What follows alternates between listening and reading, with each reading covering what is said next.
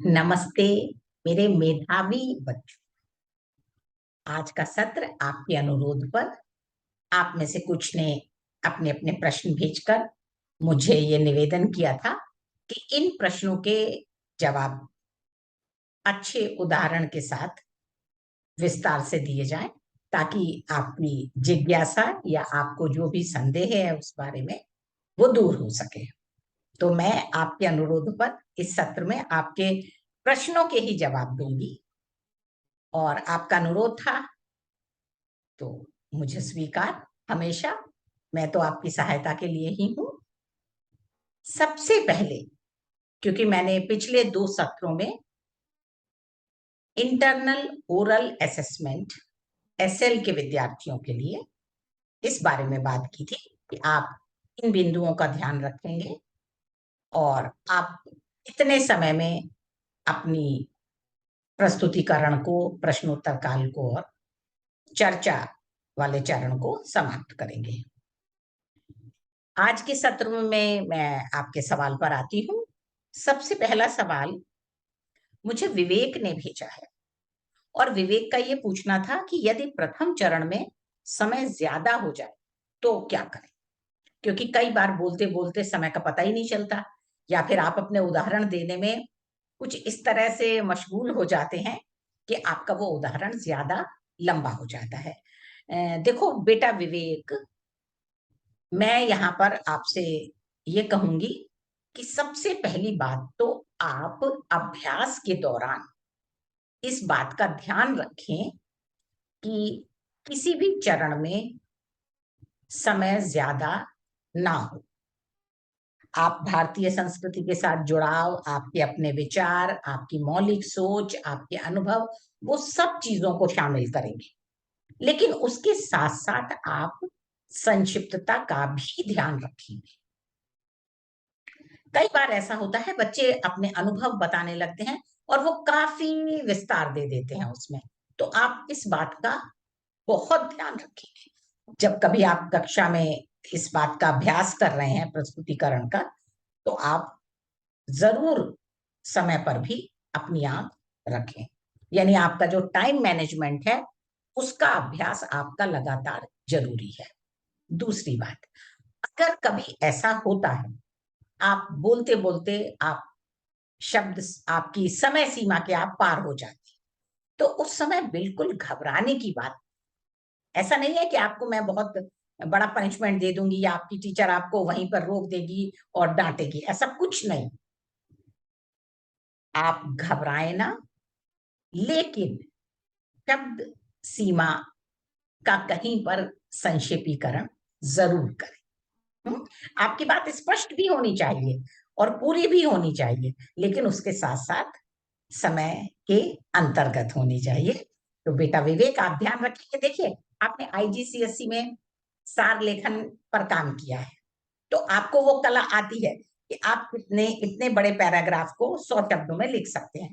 तो आप अपनी उस कला का प्रयोग कीजिए, उस कौशल का प्रयोग यहाँ पर आपके लिए बहुत लाभदायक साबित होगा।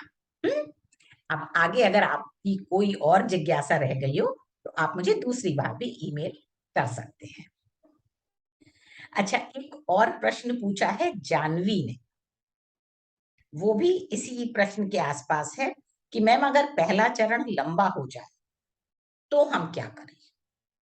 देखो जानवी बेटा, अगर पहला चरण लंबा हो जाता है, आप अपनी बात पूरी करते करते मान लीजिए जो आपकी समय सीमा है उसके पार चले जाते हैं, तो ये स्वाभाविक है कि आपका दूसरा चरण छोटा होगा। है ना, क्योंकि आपके पास समय तो उतना ही है, 12 से 15 मिनट। तो आपका दूसरा चरण छोटा होगा, यानी कि प्रश्नोत्तर राउंड में आपको कहीं ना कहीं संक्षिप्तता का फिर विशेष ध्यान रखना पड़ेगा, है ना, क्योंकि नहीं तो फिर चर्चा वाला सत्र छोटा हो जाएगा। और देखो तीनों सत्रों के नंबर अलग अलग हैं। पहला प्रस्तुतिकरण है, वो भी 6 नंबर का है। दूसरा आपका प्रश्नोत्तर वाला चरण, वो भी 6 नंबर का है। और तीसरा आपका चर्चा वाला चरण, वो भी 6 नंबर का है। तो मैं तो ये चाहूंगी कि आप अभ्यास के दौरान बेटा इस बात का ध्यान रखिए, ताकि आप कहीं पर भी नियमों के आगे या विरुद्ध ना चले। हम्म? अच्छा, अब एक सवाल पूछा है निशिता ने। इनका कहना है कि प्रश्नोत्तर या चर्चा सत्र में विविध आयामों से हम विषय वस्तु को कैसे जोड़ें। मैम प्लीज एक उदाहरण देकर समझा दीजिए। तो लीजिए निशिता जी, आपके लिए उदाहरण हाजिर है। अच्छा, इन्होंने एक सवाल भी लिखा था कि मोबाइल, इंटरनेट, टीवी के कारण या संचार तंत्र के कारण छात्रों में तनाव अत्यधिक दिखाई दे रहा है। दबाव, चिंता, चिड़चिड़ापन और व्यवहार में भी नकारात्मकता दिखाई दे रही है। आप क्या सोचते हैं इस बारे में? क्या ये सत्य है? और यदि हाँ, तो इस दिशा में क्या किया जाना चाहिए? ये निशिता का प्रश्न था। यानी कि सीधी सी बात है, आजकल विद्यार्थियों में मोबाइल, इंटरनेट, इन सब चीजों की वजह से और पढ़ाई के दबाव की वजह से तनाव ज्यादा दिखाई दे रहा है। तो इस बारे में ये प्रश्न पूछा गया है चर्चा सत्र में। तो लीजिए निशिता, देखो मैंने ये वाला सवाल ना अपने बच्चों के बीच भी रखा था और एक बच्चे ने बहुत बढ़िया जवाब दिया, मुझे काफी पसंद आया। आई थिंक मैं उसका जवाब बताती हूँ आपको। निशिता बेटा, आपको भी पूरा फायदा मिलेगा। बच्चे का कहना था कि यह सत्य है कि आज छात्रों में पढ़ाई, अंक और कैरियर को लेकर चिंता और तनाव ज्यादा है। और पढ़ाई में एक बार पिछड़ जाने पर यह तनाव और भी बढ़ जाता है। पढ़ाई में पिछड़ने का कारण समय ना देना, ध्यान ना लगाना, अभ्यास ना करना आदि के साथ संचार तंत्र के माध्यम टीवी, इंटरनेट, लैपटॉप और फिर व्हाट्सएप और फेसबुक, इंस्टाग्राम, ये तो सोने पर सुहागा का काम करते हैं। मेरा मानना है कि ये चीजें विज्ञान की देन है। इनसे सुविधा भी है, पर हम अंधाधुंध इनका प्रयोग कर इन्हें अपने लिए अभिशाप बना लेते हैं, फिर दोष इन साधनों को देने लगते हैं।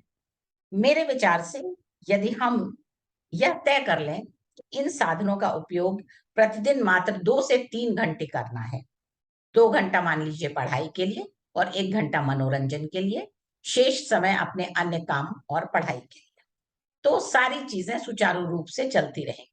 ये तो वही बात हो गई, नाच न जाने आंगन टेढ़ा।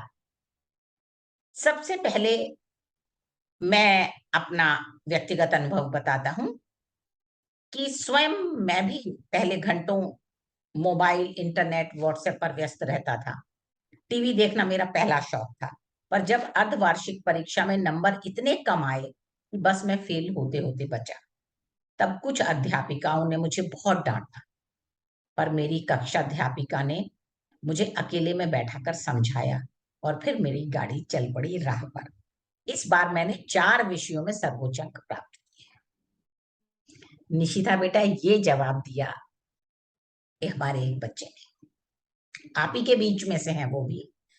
और मुझे ये जवाब काफी अच्छा लगा, क्योंकि उसने अपने विचार भी रखे, अपना पर्सनल अनुभव भी बताया और साथ साथ उसकी भाषा शैली में मुहावरे और लोकोक्ति का भी प्रयोग।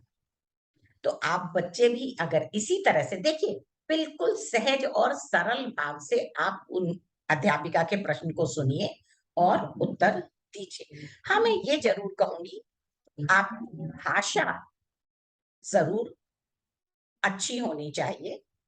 आपकी व्याकरण की दृष्टि से भाषा में अशुद्धियां नहीं होनी चाहिए। आपका उच्चारण शुद्ध होना चाहिए। विविध शब्दावलियों का प्रयोग होना चाहिए। आप चाहें तो सटीक मुहावरे और लोकोक्तियों का भी प्रयोग कर सकते हैं। ये बहुत अच्छी बात होगी।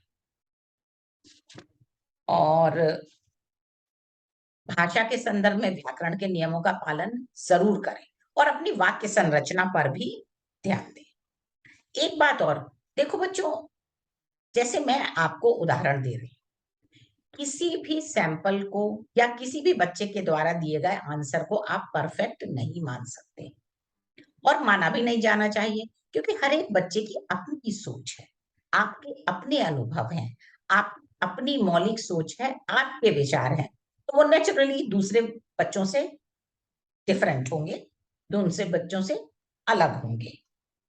लेकिन फिर भी आप अपने प्रस्तुतिकरण में उन मानदंडों का जरूर ध्यान रखिए जो आपको बताए गए हैं।